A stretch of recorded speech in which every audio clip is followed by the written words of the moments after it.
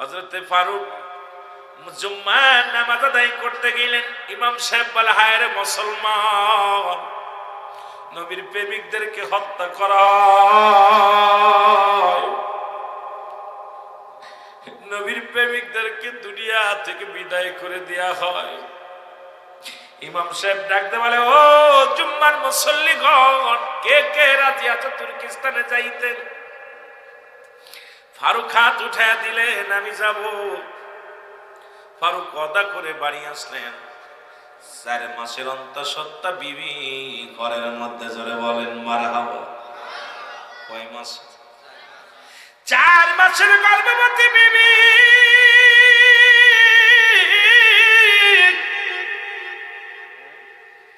ফারুক ঘরে প্রবেশ করে ডাকতে বলে, বিবি রে, আমার আল্লাহর একমাত্র মনোনীত ধর্মের নাম হলো ইসলাম। মুসলমানদের একমাত্র কিতাব হলো কুরআন এবং সুন্নাহ। মুসলমানদের একমাত্র হৃদয়ের স্তম্ভ হলো আমার নবী। মারাও বলো না। আর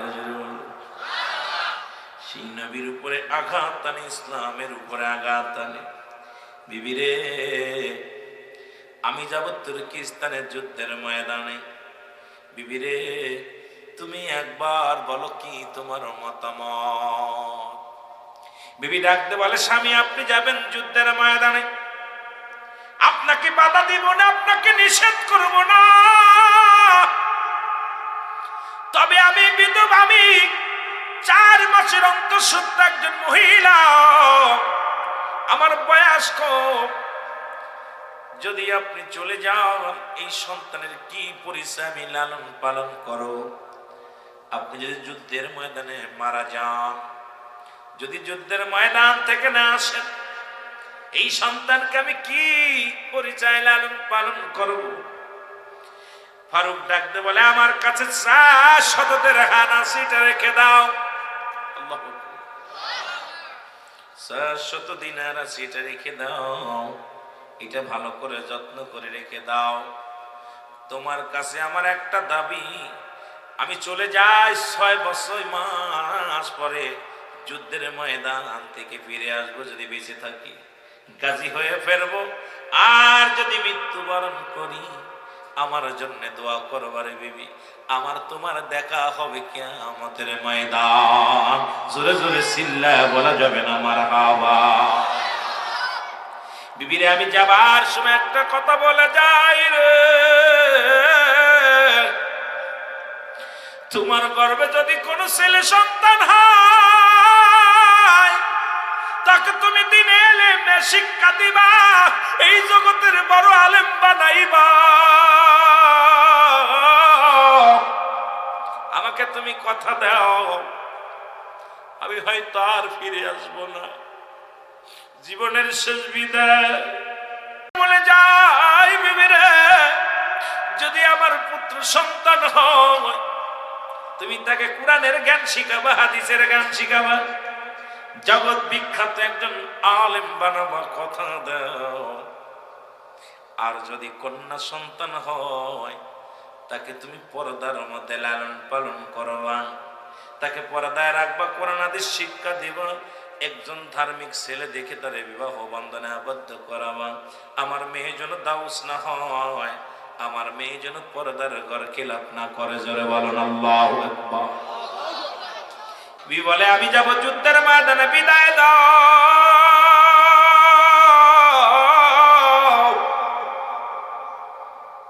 হযরতে ফারুক রাহমাতুল্লাহ উনি বিদায় নিয়ে গেলেন।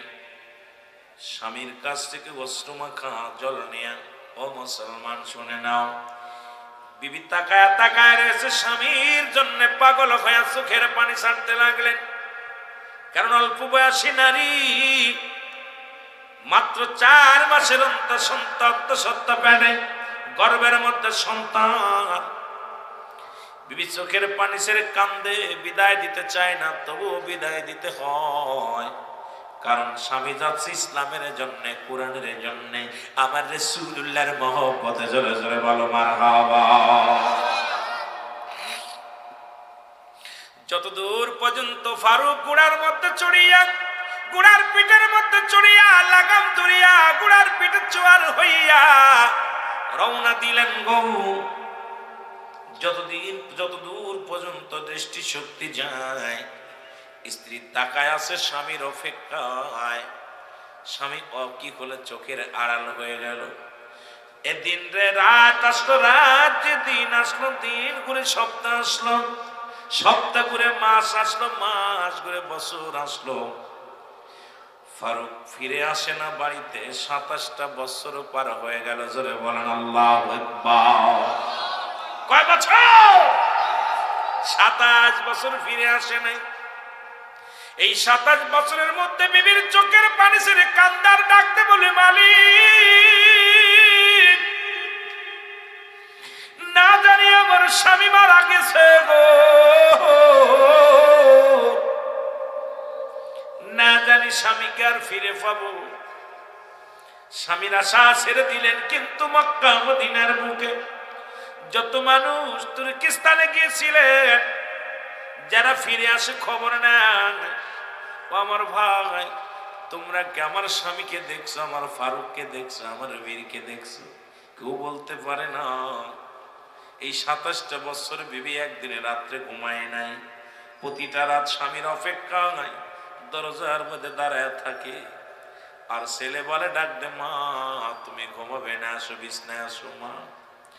মা গো তুমি বিছনায় আসো। জনম দুঃখিনী মা চোখের পানি ছেড়ে কাঁদতে ডাকতে বলে, বাবা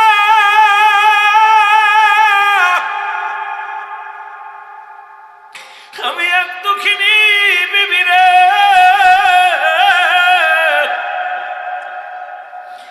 আমি রাতের অন্ধকারে কেমনে আমি বিছনায় যাই, রাতে আমি কেমনে বিছনায় ঘুমাই। এই ঘরের মধ্যে আমার স্বামী নাই। আমি অপেক্ষা আছি কখন আমার স্বামী ডাক দিবে। দরজায় দাঁড়ায় আছে। 27টা বছর একদিনও ঘুমায় নাই বিবি। দরজার মধ্যে দাঁড়ায় থাকে, কখন আসবে স্বামী, কখন আসবে আমার স্বামী। স্বামী এসে ডাক দিবে দরজায়। অপেক্ষায় কাটায় দিলেন 27টা বছর। জোরে জোরে চিল্লায় বলা যাবে না আল্লাহু আকবার। অবশেষে স্বামীর আশা ছেড়ে দিলেন বিবি। চিন্তা করে নিশ্চিত স্বামী মারা গেছে, আর ফিরে আসবে না। 27টা বছর পূর্ণ হয়ে গেল। ও মুসলমান, অবশেষে 27 বছর পরে হযরতে ফারুক ফিরে আসলেন। আল্লাহু আকবার বলেন। কয় বছর পরে? 27 বছর পরে হযরতে ফারুক রাহমাতুল্লাহ ফিরে আসলেন। ফিরে আসে আর মনে নাই বাড়ি কোথায় ছিল, বিবি বাচ্চা সব ভুলে গেলেন। 27 বছর এসে 27 বছর পরে দেশে ফিরিয়া কিছু চিনতে পারে না। উনি যখন যুদ্ধের ময়দানে গিয়েছিলেন তখন বয়স হলো 40। 27 বছর পরে আছে কত বয়স? কত বছর? এতদিন পরে রে মুসলমান বৃদ্ধ হয়ে গেছে, দাড়িগুলো পেকে গেছে, চুল ধরে পাক ধরেছে। হযরতে ফারুক বাড়ি এসে বাড়ি চেনে না, পাগলের মতো খুঁজতে লাগলেন। জুম্মার নামাজের সময় হয়ে গেল। মুসলমানদের 4র্থ নাম্বার ঈদ শুরু হয়ে গেছে। সুবহানাল্লাহ বলুন। আর একটু জোরে জোরে বলেন আল্লাহু আকবার। জুম্মার নামাজের ইমাম সাহেব খুতবা দেয় রে। হযরতে ফারুক ইমাম সাহেবের দিকে একদিনে তাকায় আছে।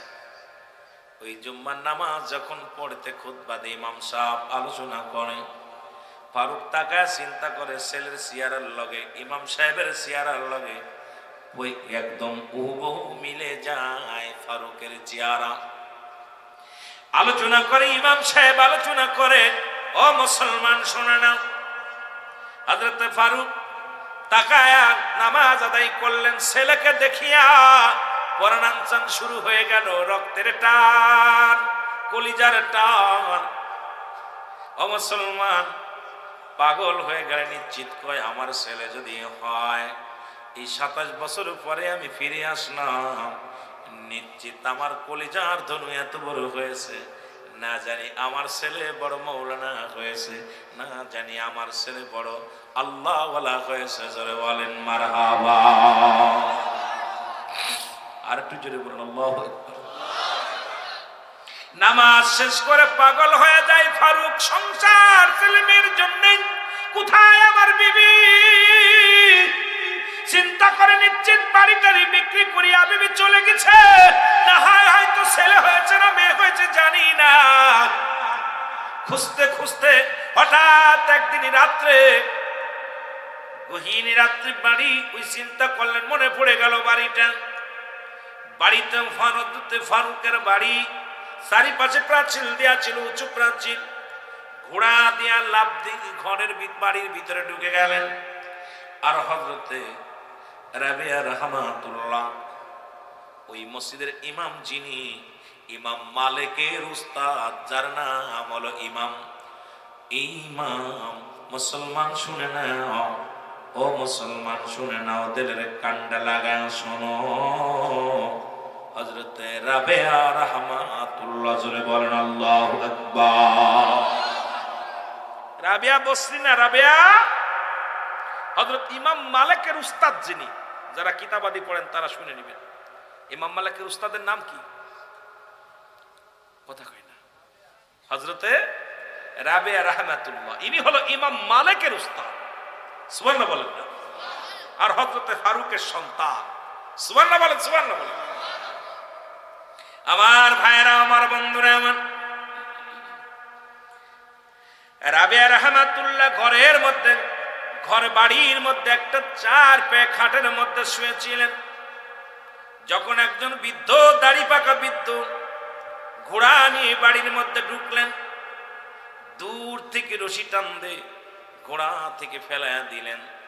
দৌড়ই যাইয়া হযরত রাবিয়া রাহমাতুল্লাহ ফারুকের গলা চেপে ধরলেন, কলার চেপে ধরলেন। দৌড়ে চিল্লায় বলে, তুমি কেন আমার বাড়ির ভিতরে ঢুকলে? কি চুরি করার জন্য ঢুকেছ? কি মাল চুরি করবা? তুমি কেন এসেছো বলো? হযরত ফারুক বলে, বাবা, আমি তো আমার বাড়িতে ঢুকেছি, আমি ভুল করে ঢুকেছি, হয়তো আমি ভুল করেছি বাবা। আমার একটা বাড়ি ছিল, আমার বাড়িটা আমি চিনতে পারি নাই। আজ কটা দিন আমি এসেছি, তুর্কিস্তান থেকে এসেছি, কিন্তু আমার বাড়িটা আমার মনে নাই। এই জন্য আমি খুঁজতেছি, পাগলের মতো খুঁজতেছি বাবা। আমি যাবার আগে আমার বিবিকে রেখে গেছিলাম, না জানি আমার বিবি বেঁচে আছে, না জানি আমার কলিজার টুকরা সন্তান 4 মাসের অন্তঃসত্ত্বা বিবি রেখে গেলাম, না জানি আমার বিবি কন্যা সন্তান হয়েছে, না জানি ছেলে সন্তান হয়েছে রে। আজকে আমি মসজিদে ইমাম সাহেবের, আপনি যখন খুতবা দেন, যখন আপনি নামাজ পড়াইতেছিলেন, আপনার মুখের দিকে তাকাইয়া আমার কলিজার টুকরো সন্তানের কথা মনে পড়ে গেছে। কেন আমিও তো বাবা, আমারও একটা সন্তান ছিল বিবির গর্ভে, আমি তাকে কোনোদিন দেখি নাই। কি তার নাম রাখছে, কি রকম দেখতে শুনতে হয়েছে জানি না, ছেলে হয়েছে বা মেয়ে হয়েছে জানি না। বাবা, ভুল করেছি, তোমার কাছে ক্ষমা চাই। হযরত রাবিয়া রাহমাতুল্লাহ বলে, না ও বৃদ্ধ, তোমাকে আমি ধরে রাখবো। সকালবেলা কাজীর দরবারে যেতে হবে, তোমার বিচার হবে। নিশ্চিত তুমি কিছু চুরি করতে এসেছ। আল্লাহু আকবার। আর যদি বলে কাজীর দরবারে যেতে হবে। ও মুসলমান, এরকম করতে করতে সকাল হয়ে গেল। সকালবেলা আসলেন ইমাম মালিক রাহমাতুল্লাহ।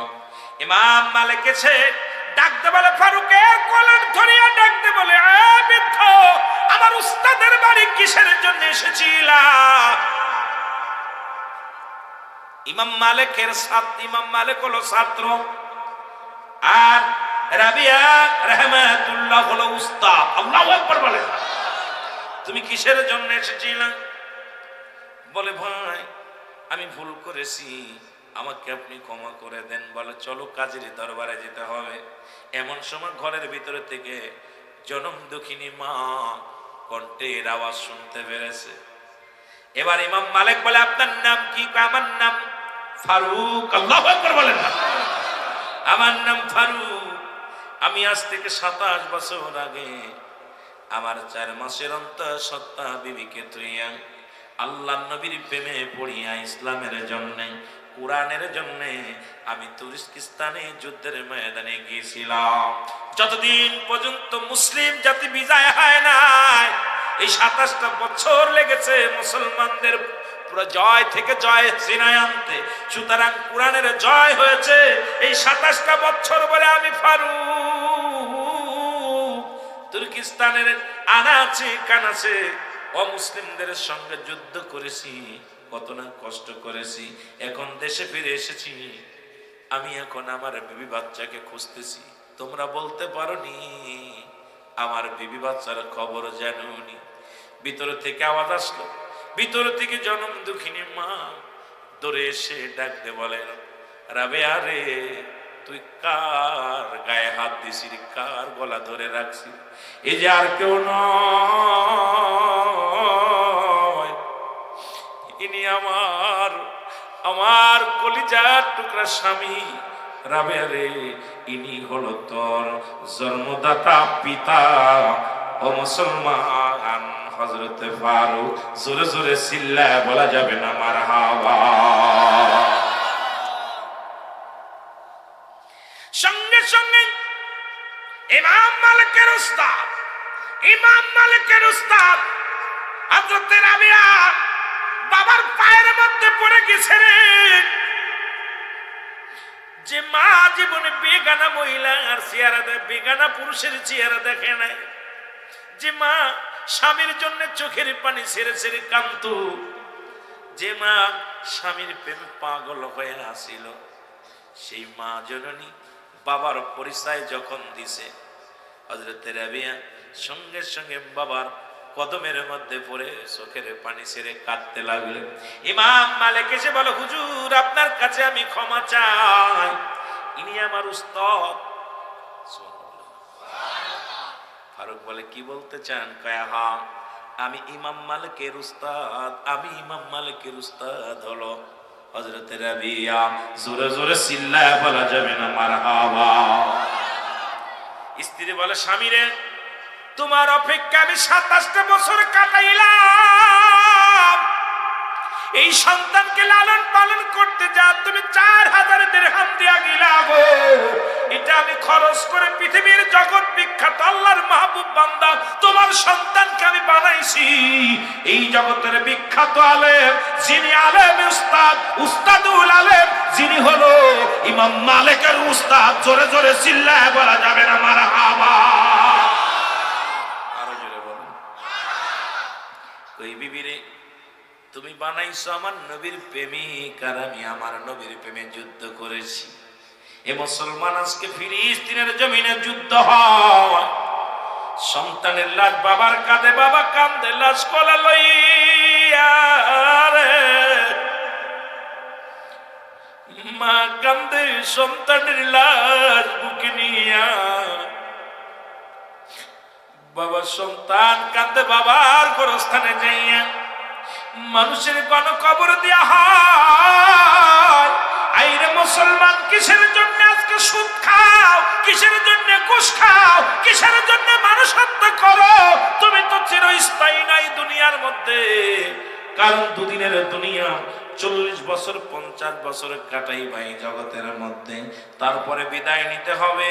এই দুনিয়াটা আমাদের চিরস্থায়ী নয়, দুনিয়াটা হলো ক্ষণস্থায়ী।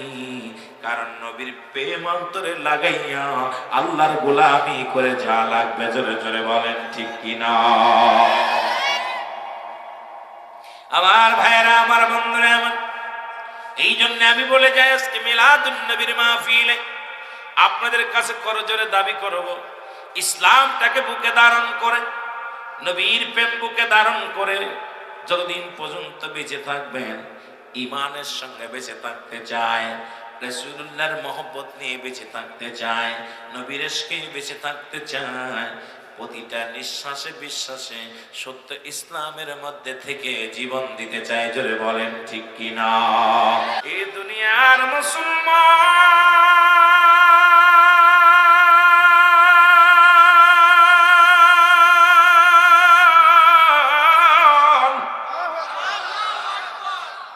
লাগবে কবরে, নবী লাগবে মিজানে, নবী লাগবে ফুলসিরাতে, নবী লাগবে ইয়াউমাল কিয়ামতের ময়দানে। নবী বিনে কোনো বান্ধব নাই, কোনো গতি নাই। এখন আজকে আমাদের যুগের মুসলমান কেমনে ঈদে মিলাদুন নবী অস্বীকার করো? এক নম্বরে ঈদ মানে, এক নম্বরে বললাম ঈদ মানে আনন্দ, মিলাদ মানে জন্ম বৃত্তান্ত। নবী আসছে, নবীর আগমনে আসমান খুশি, জমিন খুশি, নবীর আগমনে কুল কায়নাত খুশি, নবীর আগমনে পৃথিবীর সব মাখলুকাত খুশি, নবীর আগমনে বাংলাদেশে কিছু উলামা ইকরাম বেজার। কারণ মুসলমান তারা জানে মুসলমান দুটি, একটা ঈদের নাম ঈদুল ফিতর, যেখানে পাওয়া যায় যাকাত ফিতরার টাকা, আর একটা ঈদে পাওয়া যায় চামড়া, বেশি চামড়া, গরুর চামড়া, উটের চামড়া, এই দুটো পকেটে কিছু কামাই করা যায়। আর ঈদে মিলাদুন নবী উদযাপন করতে গেলে নিজের পকেটের টাকা খরচ করা লাগে রে ভাই। এই জন্য দেওয়ার সময় কয় নাউজুবিল্লাহ, নেওয়ার সময় আলহামদুলিল্লাহ। ওরা এই হাতটা পছন্দ করে, এই হাতটাকে ভালোবাসে না, কারণ নিতে জানে, দিতে বোঝে না। জোরে বলেন ঠিক কিনা? মুসলমানদের ঈদ, আমাদের এক নম্বর ঈদের নাম হলো ঈদে মিলাদুন নবী সাল্লাল্লাহু আলাইহি ওয়াসাল্লাম। এর মুসলমান যেটা পালন করে ফেরেশতারা, যেটা ঈদে মিলাদুন নবী কয়, কোন ফেরেশতারা পালন করেছে গো? আল্লাহ বলে ইন্না নিশ্চয় ইন্নাল্লাহ, আমি আল্লাহ ইউসাল্লুনা, আমি পড়েছি আলান নবী, আমার নবীর উপরে, ইয়া আইয়ুহাল্লাযীনা আমানু, ঈমানদার বিশ্বাসীরা, সাল্লু আলাইহি ওয়া সাল্লিমু তাসলিমা, নবীর দুরূদ পড়ে, নবীর শান, নবীর প্রশংসা করে। আমার আল্লাহ, ফেরেশতারা নবীর প্রশংসা করে। আর বর্তমান যুগে এক শ্রেণী আলেমরা নবীর বিরোধিতা করে। আপনারা কি নবীকে চান কি চান না? এই দুনিয়ার মুসলমান,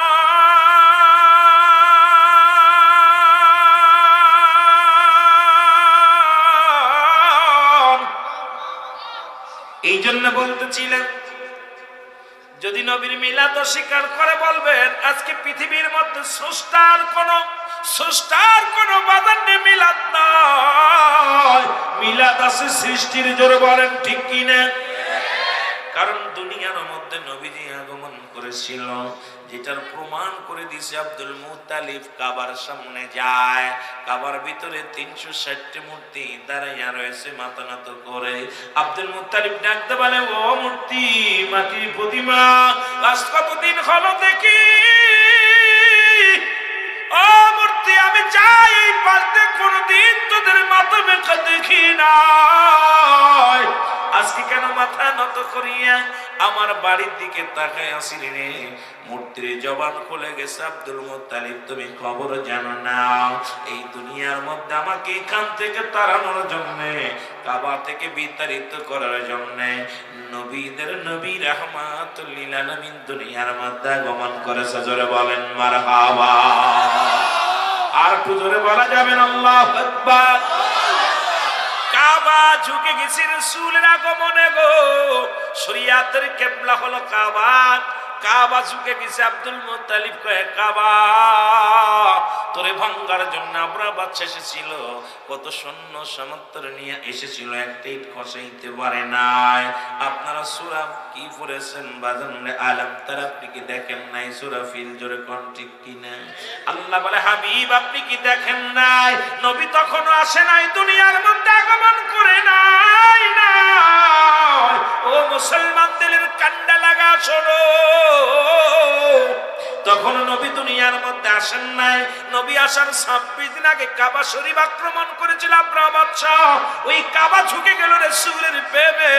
কাবায় বলে, আব্দুল মুত্তালিব তুমি খবর জানো না, আমি কাবার দাম, আমি কাবার শান, আমি কাবার মর্যাদা যার খাতিরে বাসছে, সেই কাবার কাবা রাহমাতুল লিল আলামিন দুনিয়ার মধ্যে আগমন করেছে। জোরে বলেন মারহাবা।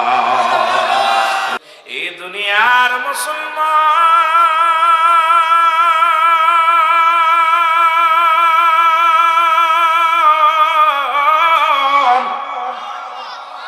আজকে ফিলিস্তিনের অবস্থা দেখো গো, গোটা বিশ্বের বুকে তাকায় দেখো, মুসলমান কেন মার খায়? নবীর আদর্শ থেকে ফিরে আসছে। নবী বলতেছেন, কি বলেন? আমার নবী বলে, হায়াতি খায়রুল লাকুম আমামাতি খায়রুল লাকুম। আমার নবী ডাকতে বলে, উম্মতিরা রে,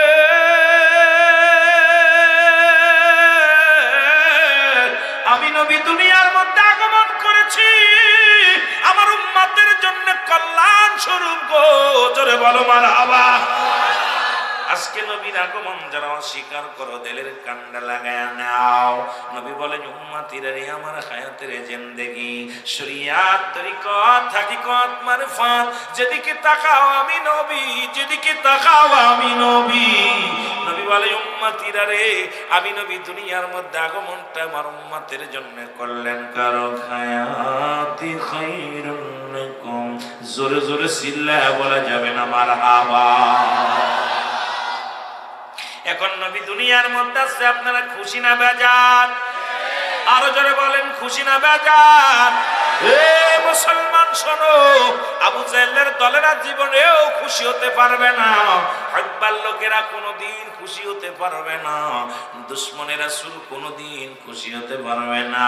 নবী বলেন, আমি আবার দুনিয়া থেকে বিদায় হয়ে গেলাম, ও মামাতি খায়রুল লাকুম। আমার নবী ডাকতে বলে, উম্মতিরা রে,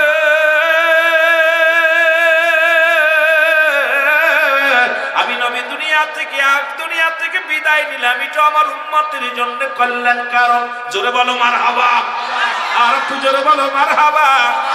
কারণ পৃথিবীর মধ্যে কোন উম্মত যদি ভালো কাজ করে, সঙ্গে সঙ্গে আমি নবী আমার আল্লাহর দরবারে প্রশংসা করি উম্মতের হইয়া। আবার পৃথিবীর মধ্যে যদি কোনো উম্মত গুনাহের কাজ করে, সঙ্গে সঙ্গে আমি নবী ক্ষমা চাই আমার আল্লাহর দরবারে। মুসলমান শুনে নাও, শুনে নাও, মাঝে মাঝে আমি কথা বলি, অন্যায় করে ছেলে মাপ চায় বাবা, অন্যায় করে গ্রামের ছেলে মাপ চায় চেয়ারম্যান মেম্বার যাইয়া।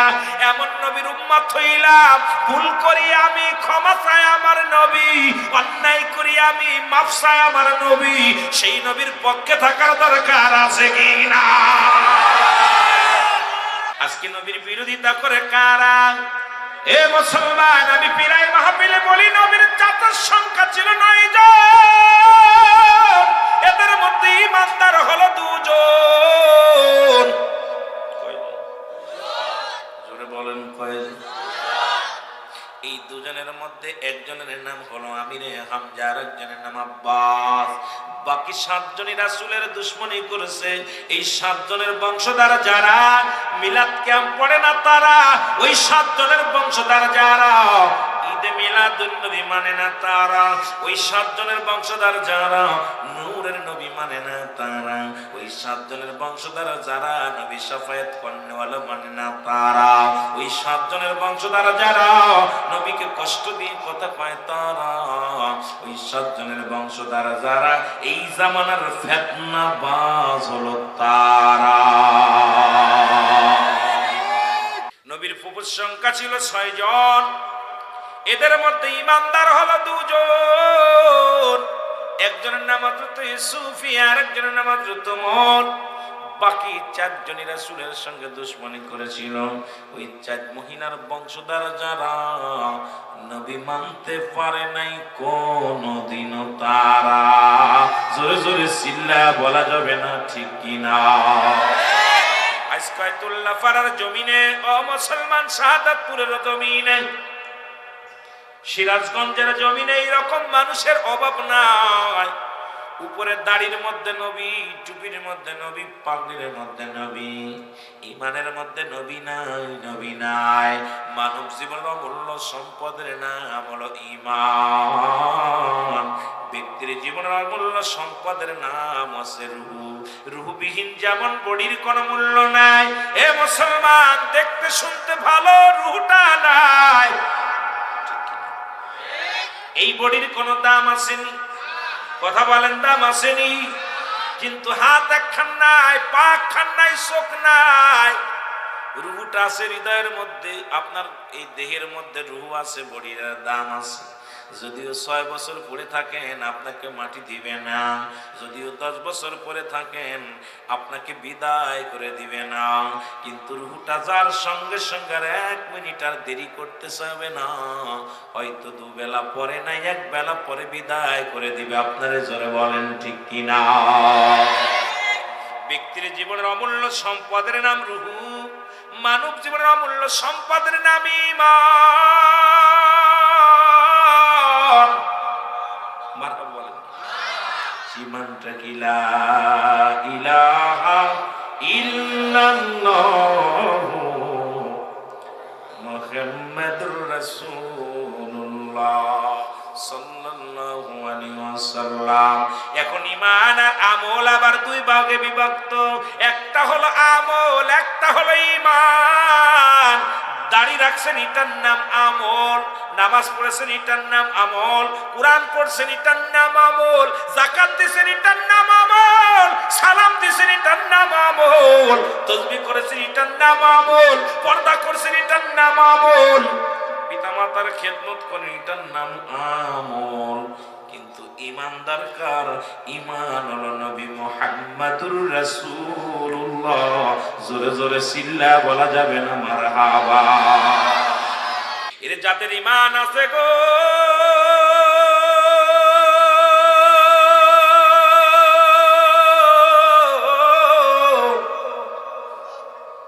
রহমতের নবী শরীয়ত থেকে বিদায়ের পরে 55 বছরের পরে একটি ইতিহাস আমি বলে যাই। কত বছর? কত বছর? 55 বছর পরে নবীর ইন্তেকালের পরের একটি ইতিহাস শুনলাম। তুর্কিস্তানে যুদ্ধ শুরু হয়ে গেল। আজ যেমন ফিলিস্তিনে মুসলমান ইসরায়েলের এই জানোয়ার গুলো মুসলমানদের রক্ত নিয়ে খেলা করে গো, তদ্রুপ তুর্কিস্তানের মুসলমানদের উপরে অমুসলিমেরা এমন ভাবে নির্যাতন শুরু করলো, কালেমা পড়লে তাদের কতল করা হয়, নবীর মিলাদ পড়লে তাদেরকে হত্যা করা হয়। তুর্কিস্তানের মুসলমানেরা মুখের মধ্যে দাড়ি রাখলে তাদের কাল্লা কাটা হয়।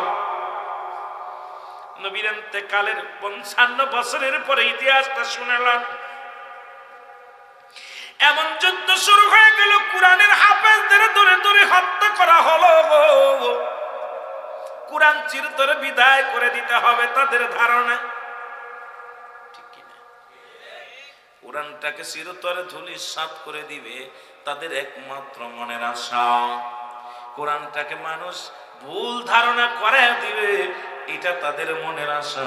অথচ আমার আল্লাহ বলেন, জালিকাল কিতাবু লা রাইবা ফীহি। সুবহানাল্লাহ। আরো জোরে। হুদাল লিল মুত্তাকিন। মারহাবা বলেন, মারহাবা। যারা হেদায়েত প্রাপ্ত বান্দা, মুত্তাকিন বান্দা, কোরআনকে সবসময় বুকে ধারণ করবে, এটার মধ্যে ভুল জীবন যাতে রাজি আছে, মানতে রাজি। আল্লাহকে এর মধ্যে কোনো ভুল। কিসের মধ্যে? জোরে বলেন, কিসের মধ্যে? এ মুসলমান, দেরি হয়ে গেলে আপনাদের লস কিসের মধ্যে? কোরআনের মধ্যে কোনো ভুল নাই। তুর্কিস্তানের মুসলমানদের উপরে এমন ভাবে রুলার চালানো হলো, রাতের অন্ধকারে কোরআনের পাখিগুলো মেরে ফেলে দেয়া হলো। নবীর প্রেমের ইশকের মালা যাদের গলায় ছিল তাদের হত্যা করা হলো। মুসলমানদের রক্ত নিয়ে ইহুদিরা সারা জীবন খেলা করেছে, খ্রিস্টানেরা মুসলমানদের রক্ত নিয়ে খেলা করে। আজ মুসলমান জাতি বীরের জাত, মাথা নত করতে জানে না। জোরে বলেন ঠিক কিনা? এ দুনিয়ার মুসলমান আল্লাহকে চাই কি চায় না? জোরে বলেন, চাই কি চায় না? আল্লাহ হায়াত মৌতের মালিক কে? রিজিকের মালিক কে? জোরে চিল্লায় বলেন কে? হায়াতের মালিক কে? এই জমিনের মালিক কে? আসমানের মালিক কে? খাওয়াই কে? সব কিছু করেন কে? পৃথিবীর মধ্যে সব কিছুর মালিক হলো আমার আল্লাহ। আবার চূর্ণ বিচ্ছিন্ন করে দিবে কে? আল্লাহ বলেন কুল্লু মান আলাইহা ফান। আল্লাহ বলে বান্দারে এই জমিনটা আমি রাখবো না, আসমান আমি রাখবো না, এই জমিনের মধ্যে যা কিছু আছে আমি আল্লাহ চূর্ণ বিচ্ছিন্ন করে দিব। এই জমিনের মাটিগুলো পোড়াইয়া তামা বানায়া দিব, এই জমিনের মধ্যে পানিগুলো পোড়াইয়া আমি আল্লাহ ছাই বানায়া দিব। এই জমিনের মধ্যে কিচ্ছু বলতে কিচ্ছু রাখবো না। জোরে জোরে চিল্লায়া বলা যাবে না আল্লাহু আকবার। কিচ্ছু বলতে কিচ্ছু যেদিনই রাখবে না আমার আল্লাহ, জমিনটা পুড়া তামা বানায় দিবে, জমিনের পানিগুলো পুড়া ছাই বানায় দিবে, দালান কোটাগুলো ভেঙে তছনছ করে দিবে। এ মুসলমান, বাড়িওয়ালা থাকবে না, গাড়িওয়ালা থাকবে না, টাকাওয়ালা থাকবে না, কারণ এই জন্য আমার মওলারে বাসি ভালোবাসতে হবে। তৎকালীন জামানায় আমার আল্লাহর প্রিয় ছিল ও মুসলমান জাতির পিতা ইব্রাহিম আলাইহিস সালাম। জোরে জোরে বলো মারহাবা। আরেকটু জোরে। ইব্রাহিম আলাইহিস সালাম আমার আল্লাহকে এত পরিমাণ ভালোবাসতেন। গভীর মনোযোগ, কারণ আজকে তোমরা হত্যা করো ফিরাউন নমরুদ, কারণ পৃথিবীর মধ্যে কত টাকাওয়ালা কত বাড়িওয়ালা যারা খোদাই দাবি করেছিল তারাও দুনিয়া থেকে চলে গেছে। তুমি কার জন্য সুদ খাও, কার জন্য ঘুষ খাও? কারণ তোমার সম্পদ খাবে লোকে আর তোমার দেহখানা খাবে পোকে। জোরে বলেন ঠিক কিনা? এই যে বাড়িতে 5 তলা বাড়ি 6 তলা বাড়ি, কত এয়ার কন্ডিশন লাগাইলা, এসি লাগাইলা, ও মুসলমান সুন্দর বাড়ি বানাইলা, সুন্দর গাড়ি করলা, তোমার এই দুনিয়ার সম্পদগুলো কৃষি খাবে। ঘুষ খায়া সম্পদ পাহাড় গড়লা, সুদ খায়া পাহাড় গড়লা। তুমি দুনিয়ার মধ্যে মানুষকে ঠগাইয়া দুনিয়ার মধ্যে পাহাড় সমতুল্য সম্পদ বানাইলা। তোমার এই সম্পদ খাবে লোকে, তোমার দেহখানা খাবে পোকে। তোমার দেহখানা যেন পোকে না খাইতে পারে মুসলমান, যেমন খেয়ে নেয় কোথায়? ও মুসলমান শুনে নাও, কুমিল্লার জমিনে এ ভাই ও মুসলমান শুনে নাও, 28 বছর পরে মরা লাশ কবর থেকে কুড়া হলো।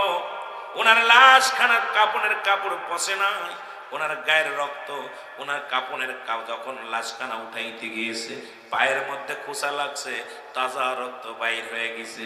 উনি ছিলেন মসজিদের ইমাম সাহেব, ওনার মুয়াজ্জিম সাহেব এখনো বেঁচে আছে। 107 বছর বয়স ওই ইমাম মুয়াজ্জিম সাহেবের। ওনাকে জিজ্ঞাসা করা হলো, ইমাম সাহেব এমন কি আমল করতো? ওই যে বললাম সূরা ইউনূসের মধ্যে আল্লাহ বলে, আলা সাবধান, ইন্না নিশ্চয়, আলা ইন্না উল্লাহ, আল্লাহর তরফ থেকে আল্লাহর মাহবুব বান্দা যারা হয়, লা নাই খাফুন শব্দের অর্থ ভয়, ওয়ালা যদি অবস্থান করে হুমাদের উপরে জানুন, তাদের কোনো চিন্তা নাই ভাবনা নাই। জোরে বলো মারহাবা। আর একটু জোরে জোরে চিল্লায় বলো মারহাবা। উনি বললেন, শোনো ভাই, উনি এমন একজন ইমাম ছিলেন দুনিয়ার মধ্যে সদা সর্বদাই তাহাজ্জুদের নামাজ পড়তেন, ইবাদত বন্দেগী করতেন, রাত জাগিয়া জিকির করতেন। উনি কারোর বাড়ি দাওয়াত খাইতেন না। যদি কেউ জোরাজুরি করতেন, ওনার বাড়ি যদি একটা ডিম তৈরি করতো, অন্যের বাড়ি যে ডিম খাইতো। উনি যদি বাড়িতে গোশতের ব্যবস্থা করতো, অন্যের বাড়ি যে গোশত খাইতো। এমন ভাবে ইসলামের বিধান, ইসলামের নীতি মানত। আমরা এখন হারাম খোর বান্দা, বক্তা মানুষ, বড় বড় ওয়াজ করি, আর যার বাড়ি পায় হারাম হালাল আর বুঝি না, বালা হইলে মজা মেরে খায়। জোরে বলেন ঠিক কিনা? ওনার ছেলেরা সাক্ষী দিলেন, বলেন, আমার বাবারে আমি কোনোদিন দেখি না আমার মুখ দিয়ে একটা ফাইসা কথা বলতে, কোনোদিন দেখি নাই বাবার নামাজ কাজা করতে, কোনোদিন দেখি নাই মানুষকে ধমক দিতে, মানুষকে কষ্ট দিতে। ও মুসলমান শুনে নাও, এতদিন পরে লাশ খানা কবর থেকে উত্তোলন করেছে, কবরের লাশের কোনো কাপড়ের কাপড় পচে নাই, লাশ পচে নাই, এমনকি ওই লাশ থেকে তাজা রক্ত বাইর হয়েছে। আমার আল্লাহর মাহবুব বান্দা হলে পারে মুসলমান। এই জন্য দুনিয়ার সুদ ঘুষ খায়া জমি জমা করলাম, সুদ খায়া বাড়ি করলাম, সুদ খায়া গাড়ি করলাম, ঘুষ খায়া জমি জমা করলাম, সব কিছু খাবে লোকে আর তোমার দেহখানা খাবে পোকে। তোমার দেহ যেন পোকে না খাইতে পারে সেই আমলগুলো করার দরকার আছে কি না? আরো যারা বলেন আছে কি না? এই জন্য বাংলায় এটা প্রবাদ কয় যে তোমার সম্পদ খাবে লোকে আর দেহ খাবে পোকে। দেহ খাবে কিসে? পোকায় খাবে, পোকায়। এমন দেহ করবেন সাপ আপনার কবরে আইতে সাহস পাবে না, আগুন কবরে আসতে সাহস পাবে না, বিচ্ছু কবরে আসতে সাহস পাবে না। কারণ আল্লাহর ইমানদার বান্দা, আল্লাহর মুমিন বান্দা, আল্লাহওয়ালা বান্দা যখন মারা যায় তার কবরে কিছু আসতে লাগলে অনুমতি লাগে। জোরে বলেন ঠিক কিনা? আমার ভাইয়েরা, আমার বন্ধুরা, আমার আল্লাহর কেমন প্রিয় হবেন হযরত ইব্রাহিম আলাইহিস সালাম, যিনি ছিলেন জাতির পিতা ইব্রাহিম আলাইহিস সালাম। বড় জোরে বলেন মারহাবা। আর একটু জোরে বলেন। আমার আল্লাহ তারে খলিলুল্লাহ বলে ডেকেছেন। ইব্রাহিম খলিলুল্লাহ, খলিল শব্দের অর্থ বন্ধু। আল্লাহর এমন মাহবুব বান্দা, এমন ভালো দোস্ত বানাইলেন আমার আল্লাহ। ইনি আমার আল্লাহর প্রেমে এমন ভাবে পড়লেন, আল্লাহ হযরত ইব্রাহিম আলাইহিস সালামকে ধন সম্পদ করে দিলেন, অনেক পরিমাণ সম্পদ বানায়া দিলেন, বাড়ি গাড়ির মালিক বানায়া দিলেন। ফেরেশতা জিবরিল আমিন বলে, আমার আল্লাহ আমরা এত পূজা করি আপনার গো, আপনার এত ডাকি, তারপরও আপনি ইব্রাহিম ইব্রাহিম ইব্রাহিম, ওই খলিলুল্লাহ খলিলুল্লাহ খলিলুল্লাহ। জোরে বলেন মারহাবা। আল্লাহ গো, আপনার এত বন্দেগী করি, আমাদের প্রতি এত টান নাই, কিন্তু মানব জাতির মধ্যে ইব্রাহিম নবীর প্রতি এত কেন টান? আল্লাহ বলে ফেরেশতারা, আমার ইব্রাহিম প্রকৃত আমার ভালোবাসে, আমার ভালোবাসে আমার বন্ধু। দুনিয়ার কোন মুখাপেক্ষী নয়, একমাত্র আমার মুখাপেক্ষী হযরত ইব্রাহিম আলাইহিস সালাম। ফেরেশতা আমার আল্লাহ এই দুনিয়ার সম্পত্তি পাওয়ার কারণে আপনারে ভালোবাসি ইব্রাহিম আলাইহিস সালাম। ইব্রাহিম থেকে সম্পত্তি ছিনায় নাও, দেখবা কোনদিন তোমারে আর এত ভালোবাসবে না। আল্লাহ বলে ফেরেশতারে, যাও ইব্রাহিমকে পরীক্ষা করো। আল্লাহু আকবার বলো না। কয়েকটা কথা বলে যায়, মুসলমানদের কান্ডা লাগায় শুনলাম। ইব্রাহিমকে পরীক্ষা করো। ফেরেশতা জিবরিল আমিন মানুষের সুরত ধরে চলে আসলেন। মারহাবা বলেন না। ফেরেশতা জিবরিল আমিন মানুষের সুরত ধরে চলে আসলেন। সুরত ধরে এসে বসলেন ইব্রাহিম আলাইহিস সালামের ঘরের দরজায় বসে জিকির করে, সুবহানাল্লাহ আলহামদুলিল্লাহ লা ইলাহা, আরো জোরে সুবহানাল্লাহ লা ইলাহা। এই আওয়াজ শুইনা রে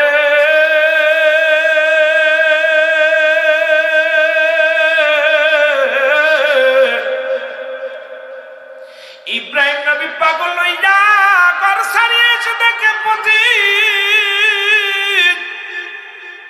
দরজার পাশে দাঁড়িয়ে আল্লাহর প্রশংসা করে গো। ইব্রাহিম আলাইহিস সালামকে দেখিয়া পথিক জিকির বন্ধ করে দিলেন। আল্লাহু আকবার বলো। জিকির বন্ধ করে দিলেন। ইব্রাহিম আলাইহিস সালাম কয়, পথিক রে তুমি কেন জিকির বন্ধ করে দিলা? আল্লাহর প্রশংসা করো, জিকির করো। মারহাবা বলেন। আল্লাহর প্রশংসা করো, জিকির করো। পথিক বলে, হুজুর আমি বিনা পারিশ্রমিক কোনো জিকির করি না, আমি শ্রম দিব, পারিশ্রমিক লাগবে। আপনি আমার জিকির শুনতে চান, ফিরি ফিরি জিকির আমি করব না, যদি আমাকে পারিশ্রমিক দেন তাহলে আমি জিকির শোনাবো। ইব্রাহিম আলাইহিস সালাম বলার পর এবার ফেরেশতা জিবরিল আমিন ডাক দিয়ে কয়, হুজুর পারিশ্রমিক ছাড়া জিকির শোনাবো না। ইব্রাহিম নবী কয়, ও পথিক তুমি কি চাও? যা চাবা তার বিনিময়ে আমি জিকির শুনতে চাই। ও আল্লাহর বান্দা, দিলের কান্ডা লাগা শুনে নাও। পথিক ডাকতে বলে, হুজুর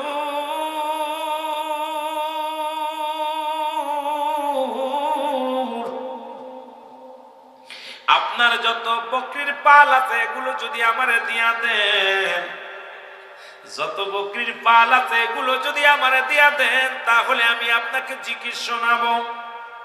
ইব্রাহিম আলাইহিস সালাম কওপতি, আমার যত বকরির পাল আছে সবগুলো আমি তোমারে দিয়ে দিলাম, বিনিময়ে বিনিময়ে তুমি আমার জিকির শোনাও, আল্লাহর জিকির শোনাও। সঙ্গে সঙ্গে প্রতীক শুরু করছে সুবহানাল্লাহ আলহামদুলিল্লাহ লা ইলাহা মহব্বতে সুবহানাল্লাহ লা ইলাহা লা ইলাহা ইল্লাল্লাহ লা ইলাহা ও মুহাম্মাদুর রাসূলুল্লাহ লা ইলাহা আরজুরে লা ইলাহা লা ইলাহা ইল্লাল্লাহ লা ইলাহা ও মুহাম্মাদুর রাসূলুল্লাহ।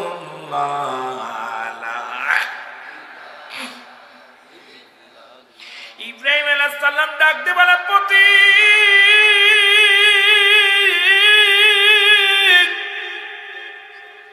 কি জিকির শোনা গো, আবার কেন তুমি জিকির বন্ধ করে দিলা? জিকির কর, জিকির কর। পথিক বলে হুজুর আমি বিনা পারিশ্রমিকে জিকির করি না। কয় বকরির পাল দিলাম তাও জিকির কেন বন্ধ হয়ে গেল? বলে হুজুর বকরি দিছেন তার বিনিময় আমি জিকির শোনাইছি, প্রশংসা শোনাইছি। ও আল্লাহর প্রেমিক শোন, আল্লাহর প্রেমিক যারা দুনিয়ার মুখাপেক্ষী নয়, আল্লাহর মুখাপেক্ষী জোরে বলেন ঠিক কি না? আজান বলে মসজিদ ছাড়ে না। আল্লাহর প্রেমিকেরা দেখা যায় মাহে রমজান মাসে না খায় রোজা রাখে। কত মানুষ টাকা পয়সা থাকতে ভালো খাবার খেয়ে রোজা রাখে না। কত মানুষ পানি খায় রোজা রাখে, চাউল খায় রোজা রাখে। কেন? আল্লাহর প্রেমে যে ব্যক্তি পড়ছে দুনিয়া তারে ধরতে পারে নাই। জোরে কোন ঠিক কিনা? দুনিয়া তারে ধরতে পারে নাই। আমার আল্লাহর প্রেমে মাশগুল হয়ে গেছে রে মুসলমান। প্রতীক জিকির কর। কয় হুজুর পারিশ্রমিক যদি দেন আমি আপনার জিকির শোনাতে পারি। কই কি চায়? কয় আপনার যত গায় আছে, গাবি আছে, যত আপনার মেষ আছে এগুলো যদি আমারে দিয়া দেন তাহলে আমি আপনার জিকির শোনাবো। ইব্রাহিম আলাইহিস সালাম কয় প্রতিক্রে সব আমি দিয়ে দিলাম, তবু জিকির বন্ধ করিস না। আমার যত গাবি আছে, যত গায় আছে, যত মেষ আছে আমি সব দিয়ে দিলাম। আল্লাহু আকবার। বিনিময়ে তুই আমার জিকির শোনা। আমার আল্লাহ জিকির শোনা রে, আল্লাহর প্রশংসা কর। সঙ্গে সঙ্গে প্রতীক ইব্রাহিম বাজান নেই জিবরিল আমিন আবার কি শুরু করে দিলেন জিকির। সুবহানাল্লাহ আলহামদুলিল্লাহ লা ইলাহা। এই দুনিয়ার মুসলমান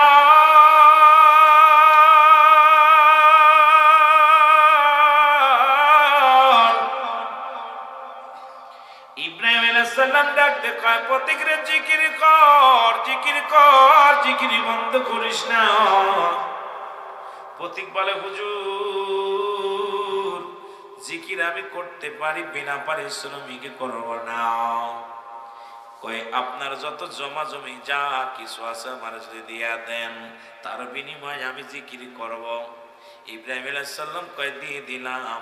আমার যত সম্পত্তি আছে, বাড়ি গাড়ি আছে, সব কিছু দিয়ে দিলাম, তবু তুমি আল্লাহর প্রশংসা করো, জিকির করো। সঙ্গে সঙ্গে প্রতীক জিকির শুরু করেছে সুবহানাল্লাহ। এই আল্লাহর প্রিয় বান্দারা শোনো, এত রাত হয়ে গেছে, যদি টাকা দিত থাকতাম না। শুধু জান্নাতের আশায় আমার নবীর প্রেমে আল্লাহকে ভালোবেসে জান্নাতের বাগানে আসো গো। এই জন্য একটু কথাটা আমি বলে যাই, দিলের কান্না লাগা। শোনো, আবার জিকির বন্ধ করে দিলেন। আল্লাহু আকবার। জিকির বন্ধ হয়ে গেল, আল্লাহর গুণগান গাস বন্ধ হয়ে গেল। প্রতীক বলে ইব্রাহিম আলাইহিস সালাম বলে পথিকরে জিকির কেন বন্ধ করলাম? বলে হুজুর আমি আমার পারিশ্রমিক পেয়েছি, জিকির বন্ধ করে দিছি, আরো পারিশ্রমিক যদি দেন জিকির শোনাবো। আমি বিনা পারিশ্রমিকে আপনার জিকির শোনাতে পারবো না। ইব্রাহিম কয় পথিকরে আমার কাছে আর কিছু নাই, আমি গাভী ছিল দিয়ে দিলাম, বকরি ছিল দিয়ে দিলাম, মেষ ছিল দিয়ে দিলাম, আমার আল্লাহ যত সম্পত্তি দিয়েছিল সব আমি তোরে দিয়ে দিলাম, আমার কাছে দেওয়ার মতো কিছু নাই। তবে একটা কথা বলে যাই রে পতি, তোমার তো এই মেষগুলো চড়াইতে একজন লাগবে, চাকর লাগবে, একজন রাখাল লাগবে রে। তোমার এই বকরিগুলো পালতে একজন মানুষের প্রয়োজন হবে গো। আমি ইব্রাহিম আলাইহিস সালাম তোমার চাকর হতে চাই, তোমার রাখাল হতে চাই, তোমার ওই বকরিগুলো আমি পেলে দিব, তোমার বকরিগুলো আমি লালন পালন করে দিব, বিনিময়ে তোমার কাছে খাইতে চাই না, একটা বেলা করে আমার শুধু জিকির শোনাবা, আমি বাড়ি চাই না, গাড়ি চাই না, সব তোমার দিয়ে দিলাম, বিনিময়ে আমার একটি চাকর রাখবানি, চাকরনি রাখবানি। জিবরিল আমিন একটা চিৎকার মেরে বলো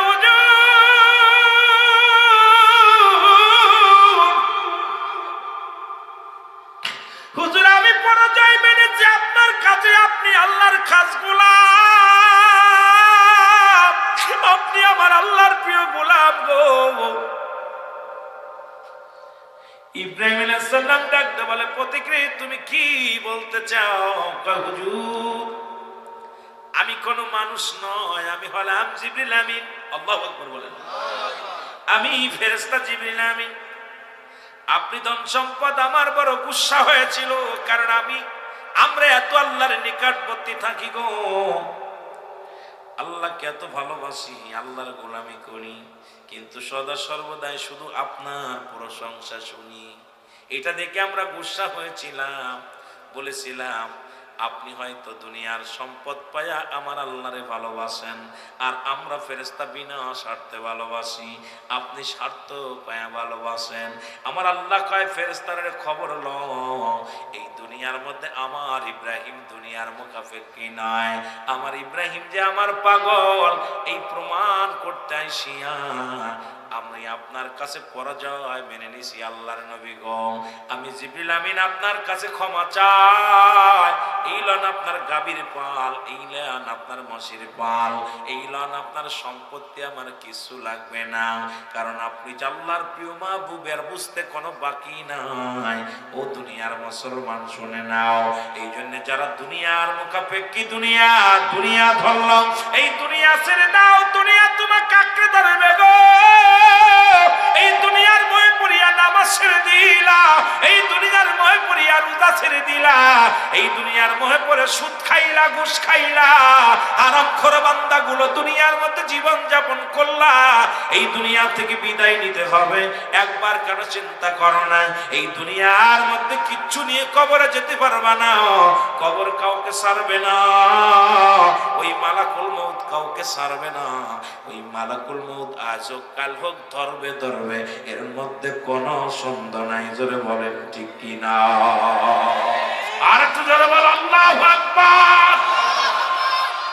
এ দুনিয়ার মুসলমান, এই জন্য আমি আপনাদেরকে বলে যাই, ওই মালাকুল মউত যখন আসবে গো, এই দুনিয়ার কিছু নিয়ে যেতে পারবে না। কত টাকাওয়ালা বাড়িওয়ালা পড়ে থাকলো, মানুষের তিনটা বিপদ, নাম্বার 1 হলো মানুষের মরণ, নাম্বার 2 হলো কবর, নাম্বার 3 হলো কিয়ামতের ময়দান। এই মরণের পেয়ালা পান করতে হবে, এর মধ্যে কোনো সন্দেহ না। এই দুনিয়ার মুসলমান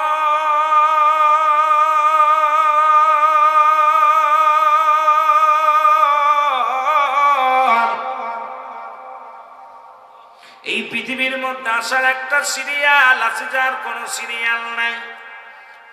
দেখা যায় সন্তান জিন্দা বাবা নাই, বাবা জিন্দা সন্তান নাই, সন্তানের লাশ বাবার কাঁধে, বাবার লাশ সন্তানের কাঁধে।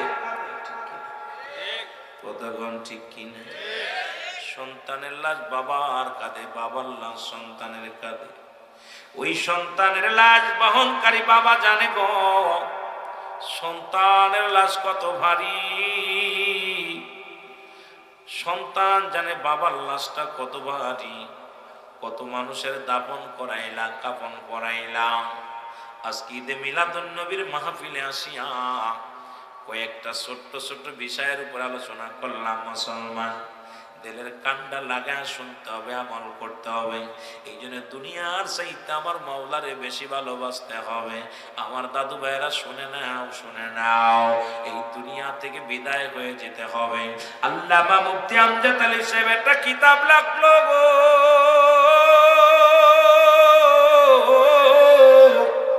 এই কিতাবের নাম বারে শরিয়াত। এই কিতাবের মধ্যে লিখতে যা বললেন, দুনিয়ার মানুষ শোনো, মানুষের সব চাইতে সহজ মৃত্যু হয় যেটা, সেই মৃত্যুর পরিমাণ কত কঠিন গো। 70 ডাল তাজা উটের গায়ের চামড়া জবাই না করিয়া উল্টো দিকে টান দেয়, লবণ আর মরিচ লাগা দিলে যতটুকু যন্ত্রণা হয়, এর চাইতে 70 গুণ যন্ত্রণা হলো একটা সাধারণ মৃত্যু। এখন মরণকালে অনেকে পায়খানা করে দিই, মরণের সময় আমরা কি করে দিই? জিহ্বাটা বড় হয়ে যায় রে। মরণের সময় আমাদের চোখ দুটি বড় বড় হয়ে যায়, একটা অঙ্গ পড়ে যায় রে মুসলমান। কত মানুষ পায়খানা প্রস্রাব করে দেয় মরণের সময়। ও মুসলমান, সহজ মৃত্যু যদি এত কঠিন হয়, কঠিন মৃত্যুটা কত কঠিন গো, আমাদের জানার দরকার। এই মরণের পেয়ালা পান করতে হবে রে বাবা। এই জমিনের মধ্যে ছিলাম না, থাকবো না, সদা সর্বদাই মরণের চিন্তার দরকার আছে কি না? এ মুসলমান, কথাগুলো বললে বুঝতে পারবেন গো।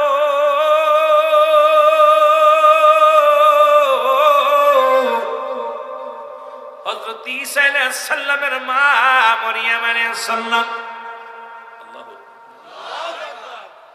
একদিন নবী ঈসাকে ডাক দে, বলে বাবা আমার মন চায় কিছু ফল মূল খাইতে রে বাবা, একটু ফল আইনা দাও। মৃত্যুর কথা বলতে যাইয়া একটু বোঝানোর জন্য আপনাদের কাছে ছুটে যাই রে মুসলমান, শুনে নাও। কত ওয়াজ শুনলাম, এখনো মরণের ভয় অন্তরে জাগে নাই। অন্তরে যদি মরণের ভয় জাগতো, সুদ খাইতে পারতাম না। অন্তরে যদি মরণের ভয় জাগতো, জীবনে কোনোদিন ঘুষ খাইতে পারতাম না। অন্তরে যদি মরণের ভয় থাকতো, জীবনে নামাজ ছাড়তে পারতাম না। অন্তরে যদি মরণের ভয় থাকতো, জীবনে অন্যায় করতে পারতাম না। অন্তরে যদি মরণের ভয় থাকতো, হারাম করে বান্দা হয়ে বাঁচতাম না, এই দুনিয়ার মধ্যে হালাল করে বান্দা হয়ে যেতাম। জোরে জোরে চিল্লায় বলো ঠিক কিনা? অন্তরের মধ্যে মরণের ভয় নাই, তাই তো হারাম হালালের মধ্যে জড়িত। হযরত ঈসা আলাইহিস সালামের মা মরিয়ম আলাইহিস সালাম, আল্লাহু আকবার বলো, কয় বাছারে আমার কিছু ফল খাইতে মন চায়, জঙ্গল থেকে এনে দাও। হযরত ঈসা আলাইহিস সালাম জঙ্গলের মধ্যে চলে গেলেন। জঙ্গলে ফল আনতে গেলেন, এমন সময় আজরাইল আলাইহিস সালাম ঈসা আলাইহিস সালামের মা মরিয়ম আলাইহিস সালামের কাছে চলে আসলো। মরিয়ম আলাইহিস সালামের কাছে আসিয়া পাঁচ পাখির সুরত ধরিয়া রে আজরাইল আলাইহিস সালাম সামনে হাজির হয়ে গেছে।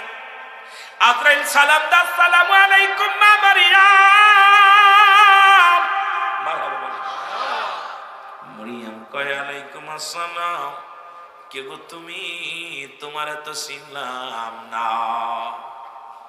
আজরাইল কয় মা মরিয়ম, আমি হলাম আজরাইল আলাইহিস সালাম, আমি ফেরেশতা জিবরিল। আজরাইল আলাইহিস সালাম, কেন আইছো? বলে আমার আল্লাহর হুকুম হয়েছে আপনার জানটা বাইর করার জন্য, এখনই আপনার মৃত্যু হবে। কয় আজরাইল রে, একটু কথা বলতে চাই। আমি ভয় পাই না, মরণকে ভয় পাই না। মরণের পেয়ালা পান করতে হবে আমি জানি, তবে মরার আগে তোর কাছে আমি একটু টাইম চাই, একটু সময় আমি চাই। আজরাইল বলে, মা মারিয়াম, আমার আল্লাহর হুকুম হয়েছে, আমি সময় দিতে পারবো না। আল্লাহু আকবার বলেন। যেহেতু সময় হয়েছে, এখনই আপনাকে নিয়ে যাব। মারিয়াম আলাইহিস সালাম বলে, আজরাইল, আমার কলিজার টুকরা সন্তান গিয়েছে ফল আনতে। আমার সন্তান যখন ফিরে আসবে, আমি তারে কিছু ওসিয়াত করে যেতে চাই, তারে কিছু কথা বলতে চাই, একটু টাইম দে আমাকে। আমার ছেলেটা যখন আসবে, ছেলের কানে কানে কিছু কথা বলবো, কিছু উপদেশ দিব, এরপরে আমার জানটা বাইর করে নিয়ে যাব। আমি তোমারে বাধা দিব না, তোমাকে নিষিদ্ধ করব না। আজরাইল কয়, মা, ও মা মরিয়াম, আমি আপনার কথা রাখতে পারলাম না, কারণ আমার আল্লাহর হুকুম হয়েছে এখনই জানটা বাইর করার জন্য। সুতরাং দেরি করা যাবে না, আপনার ছেলে আসা পর্যন্ত আমি ধৈর্য ধরতে পারবো না। আমার আল্লাহর হুকুম হয়েছে, এই হুকুম আমি অমান্য করতে পারবো না। এখনই আপনার জানটা নিয়ে যাব, হুকুম হয়েছে, মা দেরি করা যাবে না। মারিয়াম আলাইহিস সালাম ডাকতে বলে, আজরাইল রে,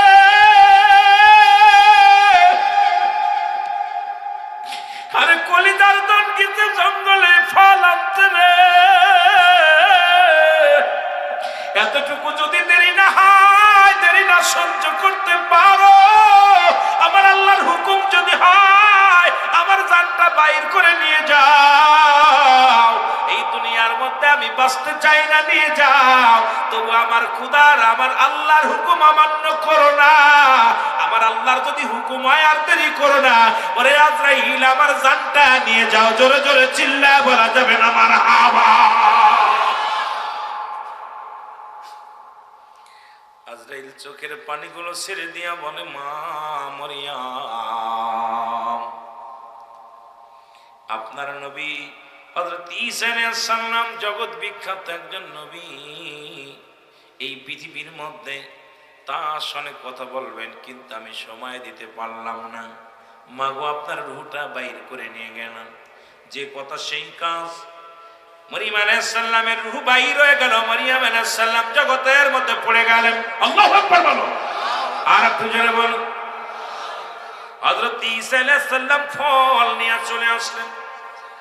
ফল নিয়ে আসে, মনে করছে মা বুঝি বিশ্রামে আছে, মাকে ডাক দেয় না। ফলগুলো মায়ের শীতনে রাখিয়া ঈসা আলাইহিস সালাম ঘরের মধ্যে গেলেন, ভিতরে গেলেন। ভিতর থেকে আবার ফিরে আসে, মা বিশ্রাম নেয়। মায়ের গায়ে হাত দিয়ে কয়, মা তোমার অপেক্ষায় আছি, তুমি কেন ঘুম থেকে ওঠো না রে মা? মা গো, তোমার কলিজার টুকরা সন্তান ফল নিয়ে আইছে, তুমি খাও। এর মা কথা বলে না, হাত নাড়াই না, পা নাড়াই না। ঈসা আলাইহিস সালামের বুঝতে বাকি নাই রে, মা দুনিয়ায় আর নাই নাই। ঈসা আলাইহিস সালাম এটা ডাকতে বলে, চল আমার মালিক,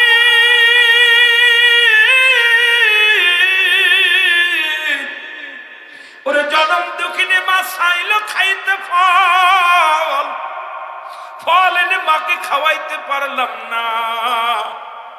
তুমি আজরাইলকে পাঠাইলা, নিয়ে গেল।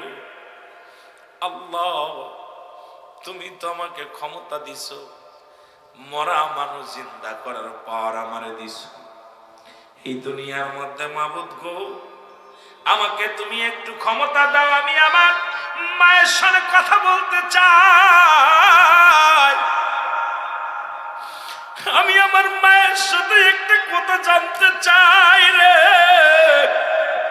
একটু সুযোগ আমারে দিয়া দাও। জোরে জোরে চিল্লায় বল আল্লাহু আকবার।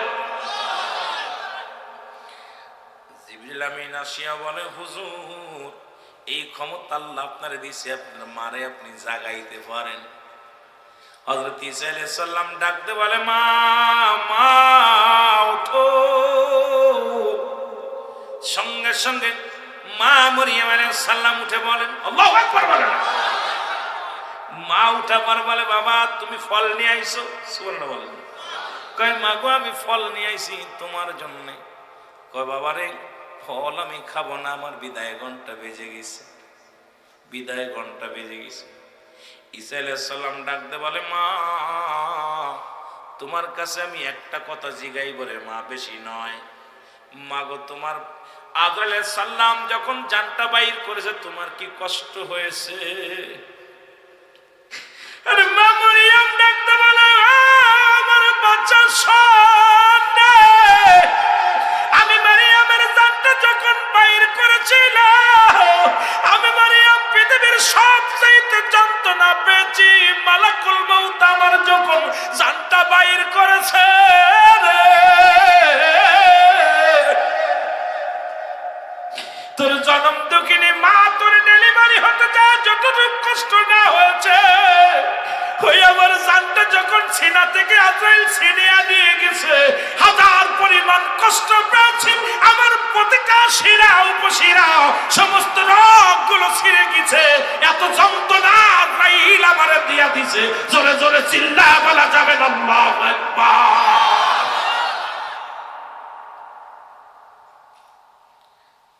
ঈসা আলাইহিস সালাম জিগায়, আজরাইল আমি হলাম এই জামানার পয়গম্বর, আমার দুঃখিনী মা জান্নাতি, তার রূহটা তুমি কত কষ্ট দিয়ে শান্তি কষ্ট দিয়ে নিছ। আজরাইল ডাকতে বলে, হুজুর বেয়াদবি মাফ করবে, আপনার মায়ের সাথে আমি দুর্ব্যবহার করি নাই। আপনার মায়ের রূহটা নিচে মায়ের বুকে দুধ খাইতে খাইতে সন্তান যেমনি ঘুমায়, মা মরিয়মের জানটা আমি এমনি বাইর করেছি। আমি কোনো কষ্ট দিই নাই, কোনো যন্ত্রণা দিই নাই। আজরাইল রে, আজরাইল রে, সেই যন্ত্রণা যদি এত সহজ, মৃত্যু যদি এত কঠিন হয়, যাদের জান নেওয়ার সময় আমাদের অধিকাংশ পিতামাতা আপনজন মরণের সময় জিহ্বা বাইর হয়ে গেছে, চোখ দুটি বড় বড় হয়ে গেছে, পায়খানা করে দিছে, প্রস্রাব করে দিছে, তাদের মৃত্যুটা কত কঠিন হয়। জোরে জোরে চিল্লা বলা যাবে না আল্লাহু আকবার। জনম দুঃখিনী মার দেহ কানা কাফন দাফন করাইবে কোনো লোকজন নাই। ঈসা আলাইহিস সালাম খুঁজতে লাগলেন, পাশের লোকগুলো খুঁজতে লাগলেন, কোথাও কোনো লোক পায় না। অবশেষে দেখে কয়েকজন মানুষ, মুরব্বী আকারের কিছু মানুষ এসে দাঁড়াইলেন। হযরত ঈসা আলাইহিস সালাম ডাক দিলেন, ও আমার ভাইরা, আয় আয়, আমার মায়ের দাফন পরাইতে হবে, মায়ের কাফন পরাইতে হবে, মাকে শেষ বিদায় দিতে হবে।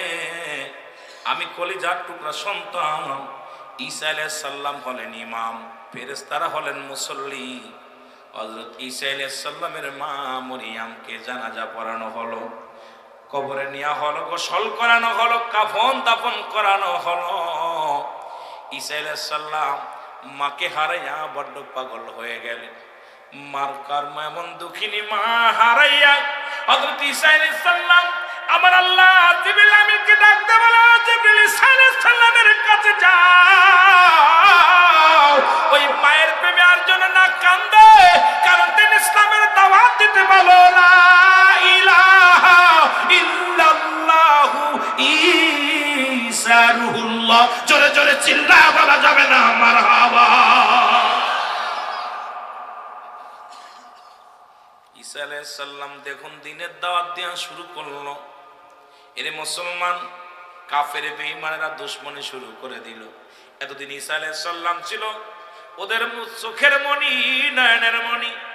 ঈসা আলাইহিস সালাম যখনই রিসালাতের দাওয়াত দিতে লাগলেন, কালেমার দাওয়াত দিতে লাগলেন, আজকে অনেকের সুদের কথা বলতেছি, ঘুষের কথা বলতেছি, অনেকের কষ্ট লাগে, অনেকে চলে যাবে, কারণ হারাম খোর বান্দার কলিজার মধ্যে লাগবে, হালাল খোর বান্দার আনন্দ লাগবে। জোরে বলেন ঠিক কিনা? ঈসা আলাইহিস সালাম যখন কালেমার দাওয়াত দিতে লাগলেন, এরে মুসলমান শুনে নাও, এ মুসলমান, হযরত জাকারিয়া আলাইহিস সালামকে যারা হত্যা করেছিল,